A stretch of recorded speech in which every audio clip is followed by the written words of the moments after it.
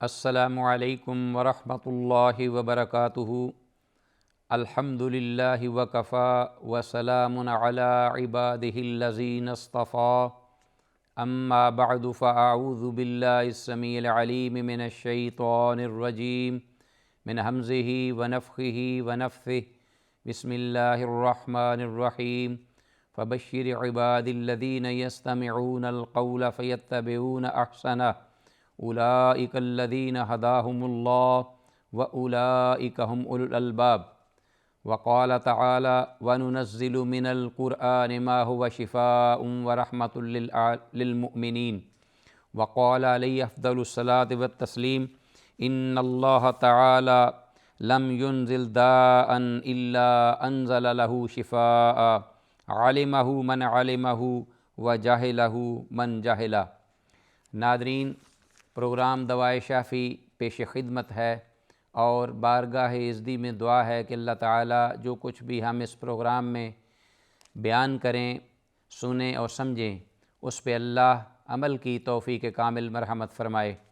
اللہم ارنا الحق حقا وارزقنا اتباعہ وارنا الباطل باطلا وارزقنا اجتنابہ، آمین یا الہ العالمین۔ ناظرین، آج کی اس نشست میں بتوفیق اللہ ہماری گفتگو کا موضوع معروف امام ابن القیم رحمہ اللہ کی تالیف کردہ کتاب الجواب الکافی لمن سأل عن الدواء الشافی میں ان کا ذکر کردہ وہ عنوان، جس کے ضمن میں ہم نے پہلے بھی گفتگو کی ہے، اور میں چاہوں گا کہ باقاعدہ گفتگو کے آغاز سے پہلے اس عنوان کو ایک بار پھر ذکر کیا جائے تاکہ گزشتہ پروگرام اور آج کے پروگرام میں ہونے والی گفتگو میں باہمی ربط پیدا ہو سکے اور بات کو بھی سمجھنے میں آسانی ہو۔ ناظرین، جیسا کہ ہم نے یہ ذکر کیا تھا کہ ابو عبداللہ شمس الدین محمد بن ابی بکر بن ایوب الدمشقی المعروف علامہ ابن القیم رحمہ اللہ تعالی نے یہ عنوان ذکر کیا ہے کہ فی المغترین بالدنیا یا المغترون بالدنیا، کہ وہ لوگ جو کہ دنیا میں دھوکے اور فریب کا شکار ہیں دنیاوی زندگی کے سلسلے میں، تو یہ بہت ہی خوفناک دھوکہ ہے، اور اس دھوکے میں انسان نہ صرف اپنی دنیا بلکہ خسر الدنیا والآخرہ، دنیا اور آخرت دونوں تباہ کر بیٹھتا ہے، ضائع کر دیتا ہے۔ اور اگر انسان دنیا میں اپنی اصلاح کر لے اور خالق ارض و سما کی مرضی منشا کے مطابق اپنی زندگی بنا لے، سنوار لے،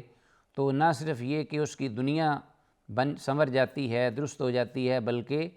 آخرت کی زندگی بھی اس کے لیے سنور جاتی ہے۔ تو اس لیے یہ بہت ضروری ہے کہ ایسا جو دھوکہ ہے، ایک انویزیبل ایک مرض ہے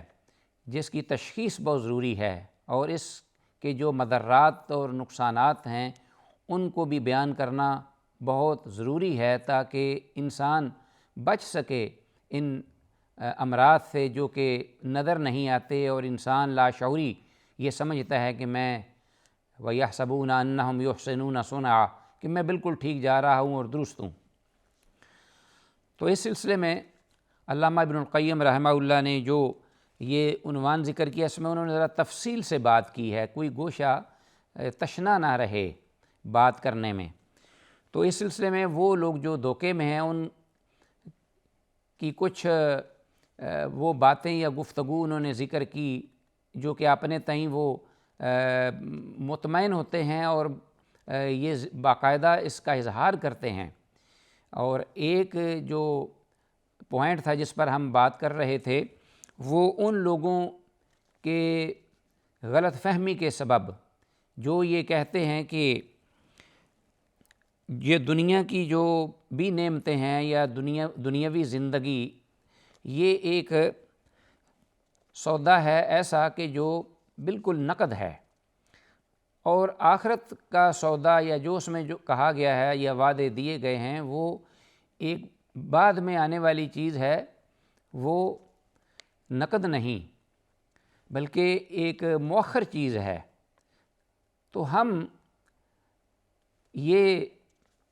سمجھتے ہوئے کہ ہمارا یہ حق ہے اور یہ درست ہے کہ جو نقد چیز ہے وہ خواہ تھوڑی ہی کیوں نہ ہو، ادھار سے جو کہ ادھار زیادہ ہے اس سے بہت بہتر ہوتی ہے، نو نقد نہ تیرا ادھار۔ ابن القیم رحمہ اللہ نے ایسے لوگوں کی اس بات کا جواب دیا ہے، عقل سے بھی اور نقل سے بھی۔ عقلی طور پر ہم نے گفتگو کی اس سے پہلے، اور وہ فرماتے ہیں کہ یہ جو شخص ہے جو دھوکے میں ہے، فریب میں مبتلا ہے کہ یہ دنیا نقد ہے اور آخرت ایک بعد میں آنے والی چیز ہے، نقد نہیں، تو یہ تب چیز ممکن ہے، بہتر ہے جب دونوں چیزیں مساوی ہوں اپنی قدر و قیمت میں۔ اگر مساوی نہیں تو پھر اسی کو ترجیح دینی چاہیے جو بہتر ہوگی، خواہ وہ بعد کی ہو۔ تو اس سلسلے میں دنیا اور آخرت کا انہوں نے تقابل کیا کتاب اللہ سنت رسول اللہ صلی اللہ علیہ وسلم کی تعلیمات میں۔ اور پھر یہ بھی کہتے ہیں کہ اس شخص کو جو کہتا ہے لا اترک متیقنا لمشکوک فی، کہ دنیا کی زندگی ایک یقینی ہے جو ہمارے سامنے ہے، اور آخرت کی زندگی کے بارے میں ابھی شک ہے کیونکہ وہ ابھی ہم نے دیکھی نہیں، صرف سنا ہے اس کے بارے میں، تو اس کو یہ کہا جائے گا کہ یا تو اس بارے میں جو اللہ نے آپ کو بتایا ہے، خبر دی ہے اور رسولوں نے خبر دی ہے، تیری دو صورتیں ہیں، یا تو اس معاملے میں یقین پر ہے، اگر یقین پر ہے تو پھر تجھے کوئی فکر کی ضرورت نہیں، ساری دنیا بھی تو اسے چھین لی جائے، دنیا میں کچھ بھی نہ ملے، آخرت تیری بن جائے اور آخرت میں سب کچھ مل جائے تو آپ فائدے میں ہیں، نقصان میں نہیں۔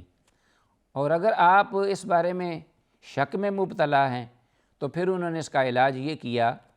کہ پھر اللہ کے کلام کی طرف اور اس کے مظاہر قدرت کی طرف، اور پھر یہ ہے کہ اس کائنات میں جو اللہ نے پیدا کیا ہے ہمارے لیے بطور نشانیوں کے، کہ ہم اس کا مشاہدہ کریں اور اس پر غور و فکر کریں، اس پر غور و فکر کرتے ہوئے ہم اس اپنے شک کو یقین میں بدل سکتے ہیں۔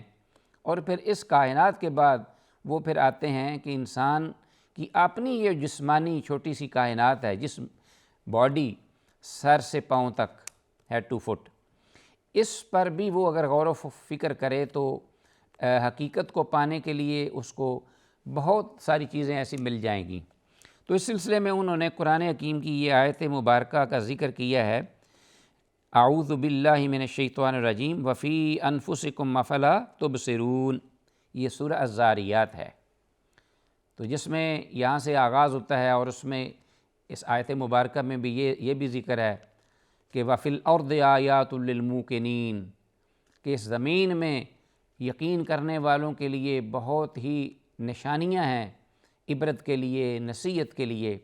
سمجھنے کے لیے، اور پھر اس کی اپنی جو جسم و جان ہے اس کے اندر بھی، اور پھر وفی السماء رزقکم وما توعدون۔ تو کہتے ہیں کہ وَأَنَّ الْإِنسَانَ دَلِيلٌ عَلَى وُجُودِ خَالِقِهِ، کہ انسان جب اپنے پر غور کرے گا تو ایک مخلوق ہے،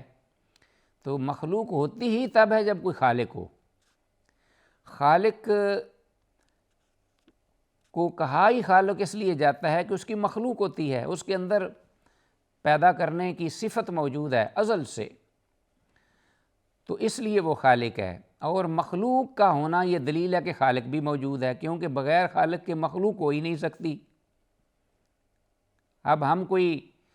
کرسی یا میز یا کوئی عمارت یا کوئی بنی ہوئی چیز جو کہ ہمیں یعجبنا، ہمیں تعجب میں ڈال دے اور حیران کر دے، خوش کر دے، کتنی عظیم ہے، تو وہ چیز تو ہمارے سامنے آئے گی، اس کا ایک وجود ہوگا، لیکن فوراً ساتھ ہی ہمارے ذہن میں اس کے بنانے والے کا بھی تصور آئے گا کہ وہ کتنا کاریگر ہے۔ جب ہمیں کوئی چیز دنیا میں عجیب لگتی ہے، متاثر کرتی ہے، تو فوراً ہمارا ذہن اس کے بنانے والے کی طرف جاتا ہے، خیال کہ وہ کیسا عمدہ شخص ہے اور کس فن مہارت سے اس نے یہ چیز بنائی ہے۔ تو اب یہ کائنات، اس کا مطالعہ کرنا ہے، اپنے آپ کا مطالعہ کرنا ہے، تاکہ ہم اصلی جو خالق و مالک و رازق ہے اس کو ہم تلاش کر سکیں، اس کو پہچان سکیں اور حقائق کو ہم جان سکیں۔ تو فرمایا کہ انسان کا اپنا جو وجود ہے خالق پر ایک بہت بڑی دلیل ہے، و توحید ہی، اس کی وحدانیت پر بڑی دلیل ہے کہ اللہ ایک ہے، و صدق رسل ہی، اور اس کے رسولوں کی سچائی پر بہت بڑا دلیل ہے کہ اللہ کے رسول سچے ہیں اور انہوں نے سچ کہا جو فرمایا، و اثبات صفات کمال ہی، اور اللہ کی جو کمال صفات ہیں اس کی اس میں دلیل ہے اور اثبات اور ثبوت ہے، اس لیے کہ اس قسم کا جیتا جاگتا انسان جو عدم سے وجود میں آ جاتا ہے کسی اور مخلوق کے بس کی بات نہیں ہے۔ فقد بانا ان المضیع مغرور علی التقدیرین، تو کہتے ہیں کہ پھر یہ بات واضح ہو گئی کہ جو اس بارے شک میں مبتلا ہو اتنا کچھ دیکھ کر بھی، تو وہ دھوکے میں مبتلا ہے دو طرح سے۔ ایک تو یہ کہ تقدیر و تصدیق ہی و یقین ہی، کہ کبھی تو وہ یہ چیزیں دیکھ کر وہ یقین کرتا ہے، اس کا انکار نہیں کر پاتا، نہ انکار بن سکتا ہے اس سے، تو یقین کر لیتا ہے۔ و تقدیر تکذیبی و شک ہی، اور کبھی پھر وہ کیا کرتا ہے کہ وہ جھٹلاتا بھی ہے اور اس میں شک بھی اس کو شروع ہو جاتا ہے کہ یہ حقیقت میں شاید یہ جو میں سمجھ رہا ہوں یہ نہ ہو، یا یہ جو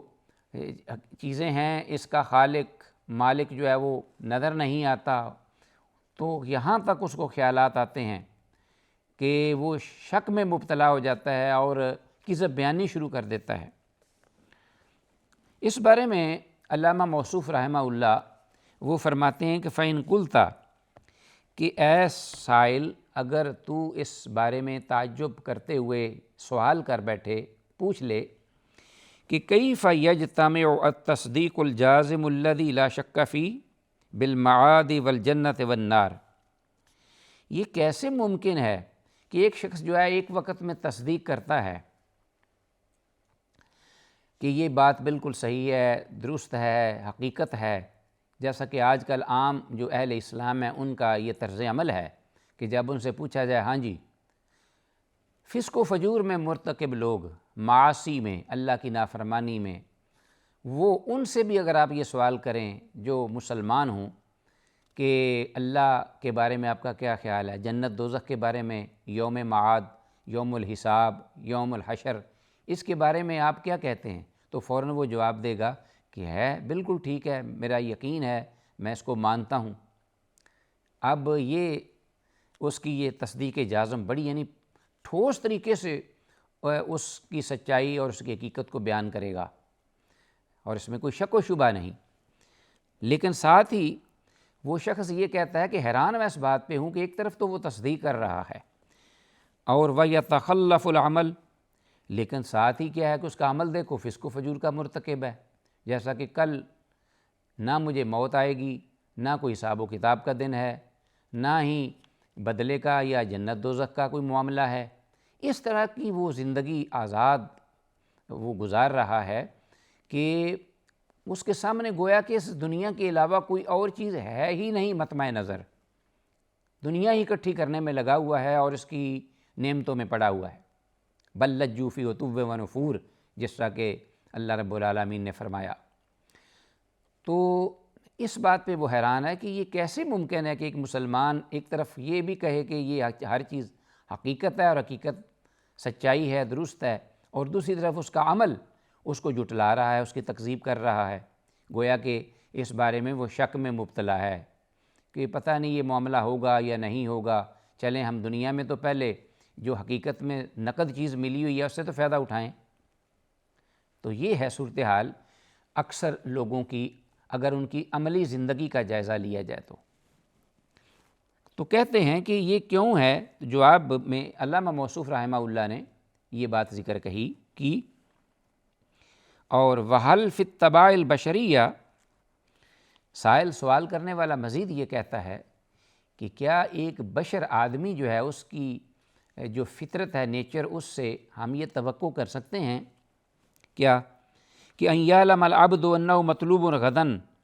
الی بین یدی بعد الملوک لیعاقبہ اشد عقوبتاً، کہ ایک ایسا آدمی اس کو کوئی میسج ملتا ہے حاکم وقت کی طرف سے کہ آپ کی کل حاضری ہے میرے پاس، اور آپ کو کسی جرم کی بنا پر آپ سے پوچھ گچھ ہوگی اور پھر اس پر سزا دی جائے گی۔ یہ کسی کو میسج، پیغام ملتا ہے اس دنیا میں کسی حاکم وقت کی طرف سے، تو کیا یا یہ ہے کہ کوئی ایسا پیغام مل جاتا ہے حاکم وقت کی طرف سے یا شاہی پروانہ اس تک پہنچتا ہے کہ او یکرمہ اتم کرامتاً، کہ اس کی حاضری ہے کل دربار میں، شاہی دربار میں سب کے سامنے، اور اس کے کسی کارنامے پر اس کو کوئی اعزاز سے نوازا جائے گا، تو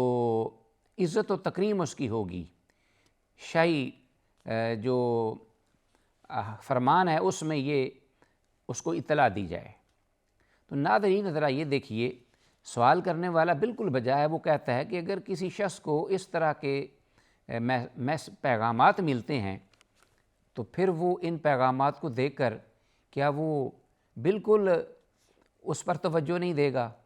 اور بالکل اس بارے میں خیال تک نہیں کرے گا، احساس تک نہیں کرے گا، اس کی تیاری تک نہیں کرے گا، اور اس کو اپنے دل و دماغ سے محو کر دے گا، بھلا دے گا، اگنور کر دے گا اور اس کے بارے میں اہتمام نہیں کرے گا؟ اگر سزا دی جانے والی ہے تو وہ بالکل خاموش ہو کر، بے فکر ہو کر